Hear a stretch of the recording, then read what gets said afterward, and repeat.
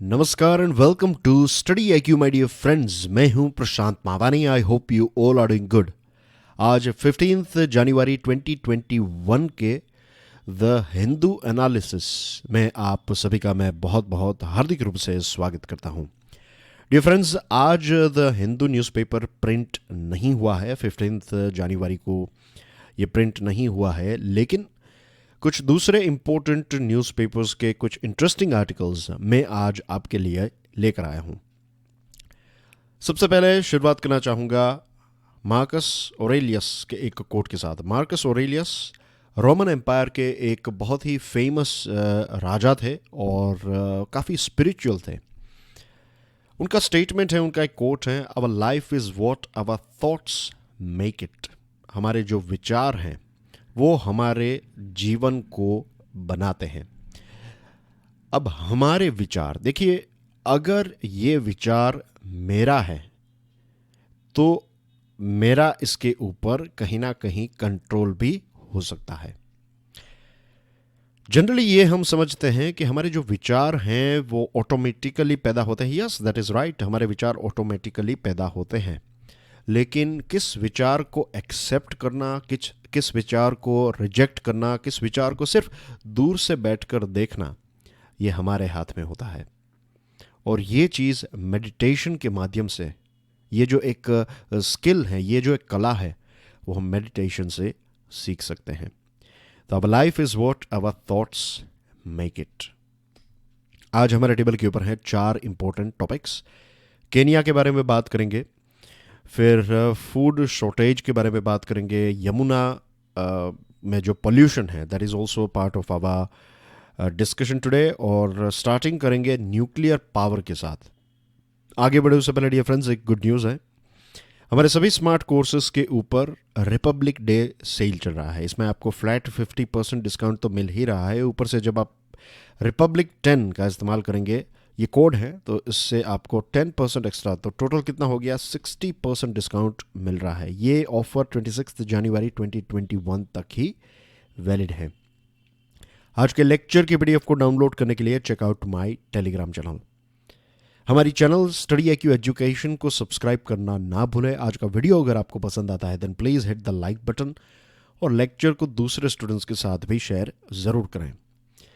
तो let's start our discussion with policy makers should look at nuclear power option. ये statesman नाम का जो न्यूज़पेपर है, द स्टेट्समैन का एक आर्टिकल है। न्यूक्लियर पावर की जब भी बात आती है तो दिमाग में ये प्रश्न उठता है कि ये कितना सेफ है। जब भी न्यूक्लियर पावर के साथ जुड़ी हुई डिस्कशन आती है तब हमें जापान में जो सुनामी आई थी और उसकी वजह से वहाँ का एक बहुत बड़ा रिएक्टर जो है उसमें इश्यूज आ गए, और जो हुआ, I am not giving you the name, मुझे नाम पता है लेकिन मैं चाहता हूँ कि वो नाम जो है वो आप मुझे बताएं। तो वो कौन सा रिएक्टर था बताइए, उसका एक ख़ास नाम है, बहुत ही फेमस जगह है।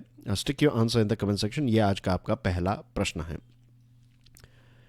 अब एनर्जी कंजम्पशन की बात करें तो भारत में 2017 से 2040 के बीच में 156% एनर्जी कंजम्पशन जो है वो इंक्रीज होगा।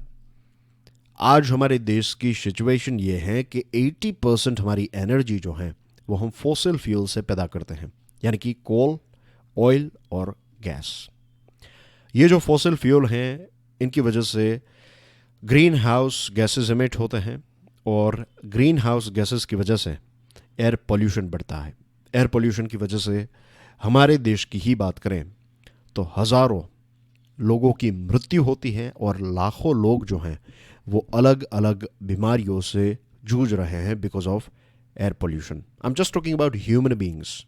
इस पृथ्वी के ऊपर सिर्फ हमारा ही अधिकार नहीं है, कितने सारे लिविंग बींग्स हैं, कितने सारे इंसेक्ट्स हैं, बर्ड्स हैं, एनिमल्स हैं, मैमल्स हैं, राइट, रेप्टाइल्स हैं, उनके बारे में तो हम सोच भी नहीं सकते कि उनकी लाइफ के ऊपर पोल्यूशन की कितनी ज़्यादा नेगेटिव इम्पैक्ट हो रही होगी। हेल्थ हज़ार्ड्स, जैसे हमने बताया कि एयर पोल्यूशन की वजह से हेल्थ हज़ार्ड्स और हार्श क्लाइमेट इम्पैक्ट्स, ज़्यादा बारिश होना, कहीं जगह पर बारिश ना होना, कहीं जगह पर बहुत ज़्यादा गर्मी होना, कहीं जगह पर बहुत ज़्यादा ठंडी, तो कहीं जगह पर हमें ज़्यादा साइक्लोन्स नज़र आ रहे हैं, कहीं जगह पर क्लाइमेट और वेदर सिस्टम चेंज हो चुकी हैं। तो ये सारी चीज़ें जो हैं वो ग्रीन हाउस गैसेस की वजह से हो रही हैं। It is predicted that global fossil fuel dependency will decrease to 13% by 2040। जो फॉसिल फ्यूल के ऊपर हमारी जो डिपेंडेंसी है वो लगभग 13% कम हो जाएगी बाय 2040। तो इसकी जगह लेगा नॉन कन्वेंशनल, जो हम कहते हैं अक्षय ऊर्जा, सस्टेनेबल एनर्जी जनरेशन, जैसे कि सोलर पावर हो गया, विंड, हाइड्रो, जियोथर्मल और न्यूक्लियर एनर्जी। अब न्यूक्लियर एनर्जी जो है ये एक भले ही डेंजरस लगे, लेकिन न्यूक्लियर एनर्जी एक बहुत ही रिलायबल सोर्स है। सोलर पावर की बात करें तो इसमें आपको अप्स एंड डाउन्स देखने को मिल सकते हैं। विंड की बात करें तो इसमें भी अप्स एंड डाउन्स आपको देखने को मिल सकते हैं। हाइड्रो में भी यही है, बारिश जब होती है तब नदियों का जो फ्लो है वो अच्छा होता है, फिर समर के टाइम पर ये फ्लो कम हो जाता है, तो इसमें भी आपको अप्स एंड डाउन्स देखने को मिल सकते हैं। लेकिन इसका मतलब ये नहीं है कि ये सारे प्रोजेक्ट्स हमें नहीं करने हैं, ये सारे प्रोजेक्ट्स अच्छे हैं, लेकिन जब एक स्टेबिलिटी की आपको आवश्यकता है कि सोलर पावर जब ड्रॉप हुआ, आपका विंड पावर जब ड्रॉप हुआ, राइट, तो उस टाइम पर इलेक्ट्रिसिटी को कंसिस्टेंटली मेंटेन हम कर सकते हैं, इलेक्ट्रिसिटी के सप्लाई को मेंटेन कर सकते हैं using nuclear power. Nuclear power जो है ये सस्टेनेबल भी है, एनवायरमेंट फ्रेंडली भी है और इकोनॉमिकल भी है। अब पावर जनरेशन जो है उसको समझने के लिए, उसका एनालिसिस अगर आपको समझना है, then you have to understand LCOE, that is levelised cost of electricity. इसमें ओवरऑल एक प्रोजेक्ट को बनाने का जो खर्च है, overall building cost number 1 plus cost of operation number 2 and cost of waste management, ये 3 चीज़ें जो हैं उसका अगर हम एक एनालिसिस करें और देखें तो फिर मीन्स ये 3 चीज़ें और कितनी इलेक्ट्रिसिटी हम इससे जनरेट कर सकते हैं, तो इसके कैलकुलेशंस करें तब हम एक LCOE निकाल सकते हैं। तो अगर हम न्यूक्लियर पावर का LCOE निकालें तो पता चलता है कि ये एक सस्टेनेबल है, एनवायरमेंट फ्रेंडली है और इकोनॉमिकल भी है। हाँ, ये जो न्यूक्लियर पावर स्टेशंस हैं उनका इनिशियल कॉस्ट काफ़ी ज़्यादा होता है, लेकिन इनका कॉस्ट ऑफ ऑपरेशन जो है वो बहुत ही कम होता है। एक बार आपने इस प्लांट को सेटअप कर दिया तो एक लंबे टाइम तक मिनिमम कॉस्ट से आप इसको ईजिली यूज़ कर सकते हैं, और कंसिस्टेंसी जो है ये इसकी सबसे बड़ी खासियत है, और एनवायरनमेंट फ्रेंडली भी है। अब जो जापान का केस हुआ था, आप सोच रहे होंगे कि वहाँ पर ये जो इंसिडेंट हुआ तो वो क्या था। वो एक बहुत ही पुरानी टेक्नोलॉजी से बनाया गया एक न्यूक्लियर प्लांट था। हमारे देश का जो कुडमकुलम प्लांट है, जो हमने रशिया की मदद से बनाया है, तो वो बहुत ही आधुनिक माना जाता है।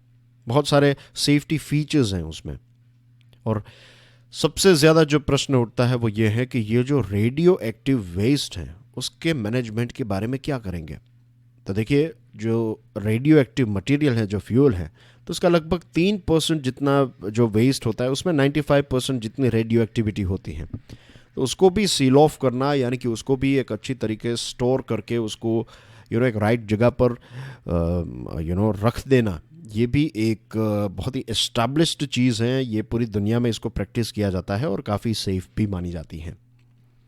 वर्ल्ड पॉलिटिक्स की वजह से न्यूक्लियर पावर स्टेशंस को सेटअप करना बहुत ही डिफ़िकल्ट हो जाता है, क्योंकि अगर आपके देश में यूरेनियम नहीं है तो आपको किसी और देश से यूरेनियम खरीदना पड़ेगा। तो बहुत सारे देश जो हैं वो फिर रेस्ट्रिक्शंस लगाते हैं। तो ये एक सबसे बड़ा इश्यू है। फ्यूल या न्यूक्लियर फ्यूल को एक्वायर करना जो है वो बहुत ही डिफ़िकल्ट हो जाता है। Let me tell you one thing, अगर आप सिल्वर, जो हम कहते हैं चांदी और यूरेनियम को देखें तो uranium is more easily available compare to silver, लेकिन फिर उसको प्रोसेस करना है और फिर आपको उसको एक ख़ास प्रकार के लेवल तक ले जाना है, जिसको आपने सुना होगा U-235। तो उसकी एक प्रोसेस होती है, लेकिन फिर ये ग्लोबल पॉलिटिक्स की वजह से, वर्ल्ड पॉलिटिक्स की वजह से बहुत सारे देश जो हैं वो ये न्यूक्लियर फ्यूल जो है वो एक्वायर नहीं कर पाते। दूसरी चीज़ है ट्रांसफ़र ऑफ टेक्नोलॉजी, कि आपको कोई देश फ्यूल देने के लिए भी तैयार हो जाएगा, लेकिन what about setting up your power station, ये इतना ईजी नहीं है। आपको बहुत सारे देशों की मदद लेनी पड़ती है। हमारे देश में आज़ादी के कुछ ही सालों के बाद हमने इसकी स्थापना कर दी थी, लेकिन जो लेटेस्ट हमने बनाए हैं, जो कुडम के बारे में मैं बता रहा था, तो हमने रशिया की मदद से उनको डेवलप किया है। तो बहुत सारे ऐसे देश हैं जो इसमें स्ट्रगल कर रहे हैं, लेकिन हमारे देश में अब हम थोरियम के ऊपर भी काम कर रहे हैं। एपीजे कलाम साहब जो हैं, उन्होंने बहुत साल पहले, आई थिंक 2012 में या फिर 2012 या 2013 में, उनका एक मैंने बहुत ही एक लंबा और लेकिन बहुत ही इंटरेस्टिंग आर्टिकल पढ़ा था। I think the Hindu newspaper में ही वो आर्टिकल प्रिंट हुआ था, और उसमें कलाम साहब ने पूरे यूरेनियम की हिस्ट्री और थोरियम के बारे में बताया था कि क्योंकि दुनिया के बहुत सारे देश जो हैं वो यूरेनियम के ऊपर काम करने लगे थे, तो इसकी वजह से ये कोल्ड वॉर और उस टाइम पर यूरेनियम के ऊपर ज़्यादा फोकस किया गया था, इसलिए यूरेनियम के साथ जुड़ी हुई टेक्नोलॉजीज़ हैं और थोरियम के ऊपर इतना ज़्यादा जोर नहीं दिया गया। लेकिन थोरियम जो है हमारे देश में एम्पल अमाउंट में अवेलेबल हैं, तो भारत अगर थोरियम बेस्ड पावर प्लांट बनाए तो फिर इलेक्ट्रिसिटी सरप्लस होगी हमारे पास। ये जो 80% हम फॉसिल फ्यूल से इलेक्ट्रिसिटी पैदा कर रहे हैं उसकी आवश्यकता नहीं होगी, और इनफैक्ट हम ये टेक्नोलॉजी को दूसरे देशों में बेचेंगे और पैसे भी कमाएंगे। इलेक्ट्रिसिटी भी बेचेंगे और आप अपनी कार्स भी इलेक्ट्रिसिटी से चलाएंगे, आपके ट्रेन्स और फ्यूचर में एरोप्लेन्स, आपके जो बड़े शिप हैं वो आप इसके ऊपर चला सकते हैं, your cycles and everything, your motorcycle and पूरा आपका घर, आपकी फैक्ट्री, सारी चीज़ें, इतनी इलेक्ट्रिसिटी हम पैदा कर पाएंगे कि फॉसिल फ्यूल की कोई जगह ही नहीं रहेगी। यूरोपियन यूनियन की बात करें तो 27 देश जो हैं यूरोपियन यूनियन के, उनकी टोटल एनर्जी में से 28% एनर्जी, जो उनका एनर्जी बास्केट है, तो उसमें से 28% इलेक्ट्रिसिटी का प्रोडक्शन जो है वो न्यूक्लियर से करते हैं। यूएसए 19.6% इलेक्ट्रिसिटी न्यूक्लियर से पैदा करता है। भारत की बात करें तो हमारा टोटल प्रोडक्शन है, नॉट न्यूक्लियर से, टोटल प्रोडक्शन है इलेक्ट्रिसिटी का 3,68,690 मेगावाट्स, और उसमें से 1.84% ही हम न्यूक्लियर से पैदा कर सकते हैं। तो ये लेटेस्ट आंकड़ा है, जनवरी 2020 का आंकड़ा है, 1 साल पुराना है, लेकिन सो फार इसको आप लेटेस्ट पकड़ सकते हैं। तो लगभग 2% जितना हमारा एनर्जी बास्केट का जो शेयर है वो न्यूक्लियर से है। तो of course we can increase it, हम इसको और आगे ले जा सकते हैं। और इंडिया ने जो टारगेट रखा है कि हम 22,400 मेगावाट बाय 2031, लगभग आने वाले 10 सालों में हम यहाँ तक पहुँचने की कोशिश करेंगे। तो देखना ये है कि क्या हम ये अचीव कर पाते हैं या नहीं। अगर हम कर पाते हैं then that's going to be beneficial for our nation. तो एनर्जी जो है ये आपके सिलेबस का पार्ट भी है, इसके ऊपर से आपको प्रश्न भी पूछे जाते हैं। तो ये था आपके लिए आज का एक इम्पोर्टेंट टॉपिक। दूसरा जो इम्पोर्टेंट टॉपिक है ये भी काफ़ी इंटरेस्टिंग है, right, digest the irony, the telegraph का ये एक आर्टिकल है। और मुझे और ज़्यादा बताने की कोई आवश्यकता नहीं लगती है कि कोविड-19 ने हमारे समाज को, हमारे जीवन को, हमारी अर्थव्यवस्था को कैसे डिस्टर्ब किया है। बहुत सारे लोगों के बिजनेसेस, बहुत सारे लोगों की जॉब्स चली गई हैं, और इसकी वजह से गरीबी जो है वो भी और ज़्यादा इंक्रीज़ हुई है। वे सारे परिवार जो गरीबी की रेखा के थोड़े बाहर थे, आज वो गरीबी की चपेट में आ गए हैं बिकॉज ऑफ कोविड-19। World food programme United Nations के द्वारा चलाया जाता है, और इनका कहना यह है कि दुनिया के बहुत सारे ऐसे एरिया है, दुनिया के बहुत सारे पॉकेट्स में फेमाइन जैसी सिचुएशन हमें देखने को मिल सकती है। फेमाइन का मतलब होता है एक प्रकार का सूखा, खाने पीने की चीज़ें न होने की वजह से लोगों की मृत्यु होना, that is called famine in English. अंग्रेजी शब्द है फेमाइन। सो बिब्लिकल प्रोपोर्शन, यहाँ पर देखिए शब्दों का जो इस्तेमाल किया है, बिब्लिकल प्रोपोर्शन, यानी कि एक बहुत बड़े लेवल पर ये फेमाइन दुनिया के अलग अलग देशों में, अलग अलग पॉकेट्स में हमें देखने को मिल सकता है। दूसरी जो एक आयरनी यहाँ पर है, मीन्स एक बहुत ही इंट्रिगिंग चीज़ है, इंट्रिगिंग यानी कि एक बहुत ही इंटरेस्ट अट्रैक्ट करती है हमारा, कि फूड शॉर्टेज की वजह से ये फेमाइन नहीं हो रहा है। हमारी पृथ्वी के ऊपर, हमारे प्लेनेट के ऊपर ऐसा नहीं है कि फूड की शॉर्टेज है। प्रॉब्लम है डिस्ट्रीब्यूशन का, प्रॉब्लम है एक्सेस टू फूड का। हमारे देश की ही आप बात करें, हमारे देश में कितनी सारी जगह हैं, राइट, खेती बाड़ी की जगह है, कितना सारा हम एग्रीकल्चर का प्रोडक्शन करते हैं, लेकिन फिर भी हमारे देश में लोग जो हैं, बहुत सारे लोग, लाखों ऐसे लोग हैं जिनको हर रोज़ भूखा रहना पड़ता है, वो भरपेट खाना नहीं खा पाते। तो क्या ऐसा है कि हमारे देश में फूड प्रोडक्शन की कमी है? नो, प्रॉब्लम यह है कि इसका प्रॉपर डिस्ट्रीब्यूशन नहीं हो रहा। और सिर्फ हमारे देश की बात नहीं है, दुनिया में भी यही एक सबसे बड़ा प्रॉब्लम है। आई थिंक मैंने इसी सीरीज़ में बात कही थी इथियोपिया के बारे में, isn't it, was it Ethiopia? Yes, Ethiopia में ही ऐसा था। यस, इथियोपिया की ही ये बात है कि इथियोपिया जो है देश, इसमें बहुत ज़्यादा एक भूख मरी और ये सारी चीज़ें वहाँ पर बहुत ज़्यादा थी। तो इथियोपिया भी फूड प्रोडक्शन में काफ़ी अच्छा है, लेकिन वहाँ पर भी डिस्ट्रीब्यूशन का इश्यू था, और वहाँ पर रोड्स बनने की वजह से बहुत सारी जगहों पर अच्छे रोड्स बन गए। अब चाइना की मदद से वहाँ की सरकार ने रोड्स बनाए हैं, लेकिन एनीवे वहाँ पर रोड्स अच्छे हो गए, ऑल वेदर रोड्स बने, तो फूड का डिस्ट्रीब्यूशन अच्छा हो गया और भूखमरी और ये सारे इश्यूज जो हैं वहाँ पर सॉल्व हो गए। In a terribly unequal world, increasing levels of wastage have been accompanied by food scarcity and hunger. एक तो ऑलरेडी हमारी दुनिया में इनइक्वालिटी है, और ऊपर से वेस्टेज की वजह से फूड सिक्योरिटी और हंगर के ऊपर डायरेक्ट इसकी इम्पैक्ट हमें देखने को मिलती है। बहुत सारे लोगों को बैलेंस्ड डाइट नहीं मिल पाता, बहुत सारे लोगों को पेट भर के खाना मिलता है, लेकिन वो पेट भर के खाना जो है वो पर्याप्त नहीं है। हर रोज़ कार्बोहाइड्रेट्स और कुछ वो फैट्स लेते हैं, दैट्स इट। पेट भर जाता है, लेकिन शरीर को जो प्रोटीन्स चाहिए, जो फैट चाहिए, कार्बोहाइड्रेट्स चाहिए, मिनरल्स चाहिए, विटामिन्स चाहिए, और ये सारी चीज़ें तब डाइजेस्ट हो पाएगी जब आपके अंदर माइक्रो न्यूट्रिएंट्स हों, आपके फूड के अंदर माइक्रो न्यूट्रिएंट्स हों। तो ये प्रॉपर बैलेंस डाइट जो है ये बहुत सारे लोगों को नहीं मिलता है, और इसकी वजह से कुपोषण जैसी सिचुएशन हमें देखने को मिलती है। और ये सारी सिचुएशन जो है जो बच्चों में होती हैं, तो फिर ताउम्र उनके साथ ये सिचुएशन रहती है। Hunger has remained familiar to the world despite the increased production of food. अब देखिए पिछले 50-60 सालों में फूड प्रोडक्शन की टेक्नोलॉजी में कितना बड़ा एक ज़बरदस्त बदलाव हमें देखने को मिला है। तो एग्रेरियन टेक्नोलॉजी इंक्रीज़ हुई, ट्रैक्टर्स यूज़ करने लगे हैं, रोटावेटर्स यूज़ करने लगे हैं, बहुत सारी चीज़ें, right, drip irrigation and so many things. Trade और बिजनेसेस, ट्रांसपोर्टेशन, कम्युनिकेशन, ये सारी चीज़ों में हमें एक ज़बरदस्त बदलाव देखने को मिला है। लेकिन फिर भी आज भी हमारी पृथ्वी के ऊपर गरीबी भी है और फूड की शॉर्टेज भी है। ऊपर से हमने क्लाइमेट को भी डिस्ट्रॉय कर दिया। अभी हम बात कर रहे थे क्लाइमेट चेंज के बारे में, तो इसकी वजह से बहुत सारी जगहों पर फूड प्रोडक्शन जो है वो भी बर्बाद हो गया है, डिस्ट्रॉय हो गया है। अमीर देशों की जो फूड वेस्टेज की पैटर्न है वो ये है कि वो बहुत ज़्यादा खाना जो है उनके टेबल पर होता है, और बहुत ज़्यादा खाना जो है वो गार्बेज में चला जाता है। भारत जैसे गरीब देशों की बात करें तो हमारे यहाँ पर स्टोरेज की फैसिलिटीज़ नहीं है, और इसकी वजह से बहुत सारे फ्रूट्स एंड वेजिटेबल्स जो हैं वो बिगड़ जाते हैं, सड़ जाते हैं।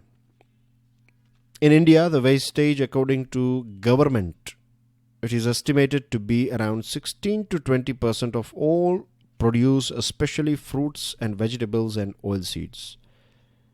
ऑयल सीड्स, फ्रूट्स और वेजिटेबल्स की बात करें तो हमारे देश में जितना हम प्रोड्यूस करते हैं, लेट्स से कि अगर आपने 100 किलो फ्रूट्स पैदा किया, वेजिटेबल्स और ऑयल सीड्स टोटल 100 किलो हैं, तो उसमें से पकड़ लीजिए आप 20 किलो जो हैं, that is we are talking about 1/5, isn't it?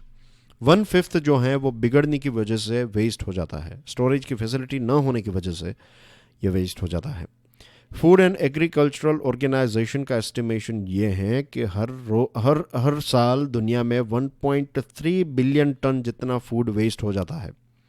यानी कि दुनिया में जितना फूड हम पैदा करते हैं उसका 33% वेस्ट हो जाता है।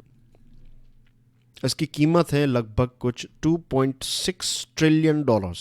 2.6 ट्रिलियन डॉलर्स के खाने पीने की चीज़ें हर साल इस पृथ्वी के ऊपर वेस्ट हो जाती हैं। 815 मिलियन लोगों को आप भरपेट खाना खिला सकें, उतना फूड जो है वो वेस्ट हो जाता है, उससे भी ज़्यादा फूड जो है वो वेस्ट हो जाता है। पेंडेमिक की वजह से सप्लाई चेन भी डिस्टर्ब हो गई और बहुत सारे देश जो हैं उन्होंने रेस्ट्रिक्शंस लगा दिए। फिर जिनके पास पैसे थे वो ज़्यादा से ज़्यादा फूड को ख़रीदने लगे और स्टोर करने लगे, ज़्यादा ऑयल ख़रीद लिया, ज़्यादा अपने गेहूँ चावल ये सारी चीज़ें ख़रीद ली और अपने घर पर स्टोर करके रख दी। तो मार्केट में शॉर्टेज आ गई। एक तो ऊपर से सामान नहीं आ रहा था, सप्लाई चेन में इश्यूज़ थे, और ऊपर से लोगों ने जितना खाना था वो सारा ख़रीद लिया जिनके पास पैसा था। तो जो गरीब लोग हैं, तो डिमांड एंड सप्लाई डिस्टर्ब हो गया और गरीब लोग जो हैं वो फिर खाना जो है वो अफोर्ड नहीं कर पा रहे हैं, ऐसी सिचुएशन हो गई। हमारे देश में फूड इन्फ्लेशन काफ़ी ज़्यादा है, यूएसए में है, ब्राज़ील में है, और वर्ल्ड बैंक जो है उनका कहना ये है कि 2020 मार्च 2020 से लेकर आज तक की बात करें तो लगभग 100 मिलियन जितने लोग जो हैं वो गरीबी की चपेट में आ जाएंगे। और WFP का एस्टिमेशन ये है कि 500 मिलियन पॉपुलेशन जो है वो गरीबी की चपेट में आ जाएगी बिकॉज ऑफ दिस कोविड-19। जैसे मैंने आपको बताया कि बहुत सारे देशों ने एक्सपोर्ट्स के ऊपर रिस्ट्रिक्शन लगा दिया था। और सब सहारन रीजन की बात करें तो जहाँ पर गरीबी ऑलरेडी ज़्यादा है वहाँ पर 186% एक मील जो है, पहले आप 10 रुपये का वो मील ख़रीदते थे, अब उसमें 186% ज़्यादा इंक्रीज़, तो वो लगभग 20 रुपये 25 रुपये का मील हो गया। एक परिवार उसको अफोर्ड ही नहीं कर पाएगा। तो this is the situation of the world today.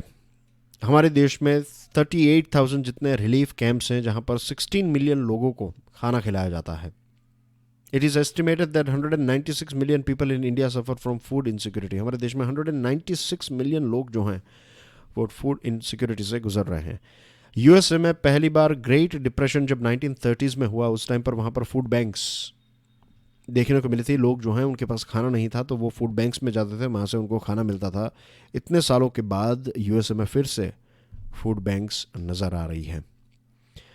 तो the problem is not food production, the problem is distribution, storage, right amount पर, राइट अमाउंट यानी कि एक राइट प्राइस में, एफोर्डेबल प्राइस में फूड जो है वो एक्सेसिबल होना चाहिए। सही व्यक्तियों को सही समय पर सही प्राइस पर फूड मिले, ये हम सब की एक रिस्पॉन्सिबिलिटी है। दुनिया के सभी देश और सभी इंडिविजुअल्स की ये रिस्पॉन्सिबिलिटी है, पर्टिकुलरली वे सारे लोग जो भरपेट खाना खा पाते हैं। तो हमें ये ध्यान रखना चाहिए कि हम लकी हैं कि हमें 3 टाइम 4 टाइम 5 टाइम खाना मिल रहा है। फूड इज़ ऑलवेज एक्सेसिबल, तो we should not at least waste food. ये एक बहुत ही इंपॉर्टेंट चीज़ है। Moving on, cleaning the Yamuna, Tribune का ये आर्टिकल है। सुप्रीम कोर्ट ने यमुना के जो स्टेट हैं, यमुना के स्टेट्स हैं उत्तराखंड, हिमाचल, हरियाणा, दिल्ली और उत्तर प्रदेश। तो ये सभी राज्यों को सुप्रीम कोर्ट ने आदेश दिया है कि आप सभी राज्य और जो रिस्पेक्टिव आपके राज्य में जो भी एजेंसीज हैं, ये सारी की सारी एजेंसीज और सभी राज्य जो हैं वो अकाउंटेबल होगी। ये आपकी रिस्पॉन्सिबिलिटी होगी टू मेक श्योर कि गंदा पानी, गंदा कचरा जो भी है, ये सारी चीज़ें यमुना नदी के पानी के साथ इसको ऐसे ही खुले में छोड़ ना दिया जाए। जैसे हम बात कर रहे थे कि हेल्थ और लाइफ दोनों, राइट, एक्वाटिक स्पीसीज की बात करें और ह्यूमन बींग्स की बात करें तो लोगों के जीवन के ऊपर डायरेक्टली इसकी इम्पैक्ट होती है। उनके हेल्थ के साथ उनकी मृत्यु भी हो सकती है। तो अगर ये लैप्स किया तो this is going to be a criminal lapse, isn't it, कि आपने ऐसी चीज़ें की जिसकी वजह से किसी व्यक्ति की मृत्यु हुई। तो सुप्रीम कोर्ट ने बहुत ही सीरियसली इसके ऊपर एक नोटिस दी हैं। और while responding to the Supreme Court notices, each would do well to accept its share of the responsibility in the matter and proceed to fulfill it rather than indulge in the usual blame game. जब भी ऐसी कोई राज्यों की बात आती है तो ये भूल जाते हैं कि हम एक ही देश के सभी राज्य हैं, वो एक दूसरे के ऊपर तू मैं की शुरुआत हो जाती है कि आप ये कर रहे हैं, वो कर रहे हैं। एक चीज़ सभी राज्यों को समझनी होगी, वो ये है कि लेट्स से कि ये सारे राज्य जो हैं उसमें से सभी के, लेट्स से कितने राज्य हैं, 1 2 3 4 5, right, 1 2 3, this is a union territory, but here we are talking about a राज्य, तो 4 और 5। अब ये 5 में से कोई 4 राज्य जो हैं वो सारी चीज़ें अच्छी तरीके से कर रहे हैं, they are doing everything that they can do, सिर्फ एक राज्य ऐसा है जो चीज़ों को बिगाड़ देगा, तो क्या वो रिजल्ट अचीव कर पाएंगे? The answer is no. तो इट्स लाइक स्विम टुगेदर या सिंक टुगेदर, या तो आप एक साथ सभी मिलकर काम करें या फिर एक साथ सभी को और आपके राज्य में रहने वाले लोगों को डिजीज़ और ये सारी चीज़ों का सामना करना पड़ेगा। Indeed, the price to be paid in terms of ill health and treatment of diseases and the economic cost of degraded environment, flora and fauna far outweighs the cost incurred in curbing river pollution. एक बहुत ही important line है यहाँ पर, वो ये है कि रिवर पोल्यूशन को रोकने के लिए जो आप खर्च करेंगे, राइट, जो आप एक्सपेंसेस करेंगे, ये सारे एक्सपेंसेस कुछ भी नहीं है when you compare it with लोगों की तबीयत बिगड़ेगी और लोगों को डिजीज़ेस होंगे, फिर जो एनवायरनमेंट डिग्रेड होगा उसकी इम्पैक्ट, फिर आपके यहाँ पर फ्लोरा और फोना जो वन्य प्राणी हैं, जो वन्य जीव हैं, ये मर जाएंगे, उनकी जो क्वालिटी ऑफ लाइफ है वो डिस्टर्ब हो जाएगी। तो ये सारी चीज़ों को अगर आप एक साइड रखें और जो पोल्यूशन को रोकने के लिए और नदियों को क्लीन करने के लिए जो खर्च होगा, ये कुछ भी नहीं होगा। तो इट इज़ बेटर कि हम नदियों में इन्वेस्ट करें लोकल लेवल पर। हर एक गांव, हर एक राज्य, हर एक सिटी, हर एक टाउन को जितने भी रिस्पॉन्सिबल लोग हैं उनको ये ध्यान में रखना है कि लोग कचरा या फिर जो भी चीज़ें, जो भी गंदी चीज़ें नदियों में डाल रहे हैं वो ना डालें। स्ट्रिक्ट एक्शंस लेने होंगे हमें, राइट। इसमें जो एक लंबे टाइम से गंगा की सफाई की बात हो रही है, अब मैं सरकारों को यहाँ पर ब्लेम इसलिए नहीं दे रहा हूँ बिकॉज सारी चीज़ें जो हैं वो सरकार के ऊपर नहीं छोड़ सकते हैं, राइट। अगर आपको कोई राज्य की सरकार, कोई पार्टी पसंद है, नहीं पसंद है, that's a different thing, right. और इसमें कोई गलत बात भी नहीं है if you like any individual politician, political leaders या फिर कोई पॉलिटिकल पार्टी। लेकिन कितने भी अच्छे आपके प्राइम मिनिस्टर हों, आपके सीएम हों, आपके आईएएस ऑफिसर्स हों, राइट, जब तक लोग कंट्रीब्यूट नहीं करेंगे, दुनिया की कोई सरकार ऐसी नहीं है कि वो रिज़ल्ट पैदा कर सके। और मैं तो ये मानता हूँ कि अगर लोग एक बार कंट्रीब्यूट करने लगे तो दुनिया की कोई ऐसी सरकार नहीं है जिनको रूल्स रेगुलेशंस चेंज ना करने पड़े। यू नो, अगर हर रोज़ लोकल पुलिस स्टेशन में 150-200 लोग जाकर कहेंगे कि ये कंपनी का पानी जो है वो गंदा पानी वो इस जगह पर डाल रहे हैं, तो मुझे केस फाइल करना है, right. If you see this thing in every town, in every city, तो क्या आपको लगता है कि सरकार जो है, लोकल चीफ मिनिस्टर, जो मीन्स आपके राज्य के जो चीफ मिनिस्टर हैं, उन तक ये बात एक दिन में ही पहुंच जाएगी? इनफैक्ट उनको वहां पर आना भी पड़ेगा और नेशनल टॉपिक बन जाएगा, इनफैक्ट इंटरनेशनल टॉपिक बन जाएगा। लोगों के अंदर ये अवेयरनेस होनी चाहिए। Moving on, what India can learn from Kenya's agri experiment. Kenya एक ऐसा देश है जो बड़े ही भारत की तरह एक स्ट्रगलिंग या फिर डेवलपिंग कंट्री हो, लेकिन बहुत इनोवेटिव कंट्री है केनिया। अब लंदन स्कूल ऑफ इकोनॉमिक्स जो हैं, उन्होंने केनिया का एक डेटा एनालाइज किया, फार्मर और बायर का डेटा, और केनिया की सरकार ने जो कुछ नए लॉज, जो हमारे देश में फार्म लॉज को लेकर जो इश्यू चल रहा है, तो इसके साथ रिलेटेड ये एक टॉपिक है। तो केनिया की सरकार ने कुछ नए लॉज इंट्रोड्यूस किए थे कुछ सालों पहले, कुछ दशक पहले, और वहाँ पर 20 जितने पुराने कानूनों को डिलीट किया गया और नए कानून को लाया गया। तो इसमें एग्री बिजनेसेस जो हैं, जैसे हमारे देश में एपीएमसी के एक अल्टरनेटिव पर, या फिर किसानों के पास दूसरे भी ऑप्शंस हों कि किसान जो हैं वो दूसरे लोगों को भी, दूसरे ट्रेडर्स को भी एपीएमसी के बाहर भी चीज़ों को बेच सके, तो ऐसी ही चीज़ जो है वो केनिया ने की। तो स्टार्टिंग के टाइम पर एग्री बिजनेसेस को काफ़ी फ़ायदा हुआ, राइट। और उनकी जो साइज़ हैं, देयर ओवरऑल मार्केट शेयर जो है वो 38% तक पहुंच गया बाय 2010। फिर धीरे धीरे जो है वो ये उनका जो प्रोडक्शन है, मीन्स किसानों का प्रोडक्शन जो एक जगह पर स्टैटिक रहता था, लेकिन ये जो ट्रेडर्स थे उनकी इनकम जो है वो धीरे धीरे ड्रॉप होने लगी। ऑन एन एवरेज 6% जितनी उनकी इनकम जो है वो ड्रॉप होने लगी। तो ये जो चीज़ हुई केनिया में, इसी चीज़ का एक भय है हमारे देश में, हमारे किसानों का, कि स्टार्टिंग के टाइम पर सारी चीज़ें अच्छी होगी, लेकिन उसके बाद ये बिजनेसेस जो हैं उनको भी प्रॉफिट मेंटेन करना है। तो फिर प्रॉफिट जब मेंटेन नहीं होगा, कि वो किसानों से डायरेक्ट चीज़ें खरीद रहे हैं, तो फिर वो उनको उतने पैसे पहले जो मिल रहे थे वो नहीं मिलेंगे, तब जाकर वो किसानों को कम पैसे देंगे और धीरे धीरे किसानों के ऊपर ही सारी इम्पैक्ट होगी। तो ये एक चीज़ जो है वो केनिया में हुई, और इसी एक एक्सपेरिमेंट के बारे में यहाँ पर इस आर्टिकल में ये बताया है कि भारत को ये जो दूसरे देशों के जो एक्सपेरिमेंट्स हैं, दूसरे देशों के जो फेलियर्स हैं, जो सक्सेसेस हैं, उनसे हमें सीखना चाहिए। और what we need to do is we need to invest more, जैसे मैंने आपको बताया कि we have to invest more in storage facility. किसानों के पास अपने वेजिटेबल्स और फ्रूट्स को स्टोरेज करने का अगर फैसिलिटी होगी तो किसान जो है वो डिसीजन ले पाएगा, वो तय कर पाएंगे कि उनको कब ये सामान बेचना है। वो ऐसे हड़बड़ी में या फिर ऐसे प्रेशर में नहीं होंगे कि अगर 3-4 दिनों के अंदर अपने वेजिटेबल्स और फ्रूट्स को नहीं बेचा तो फिर वो बिगड़ जाएंगे।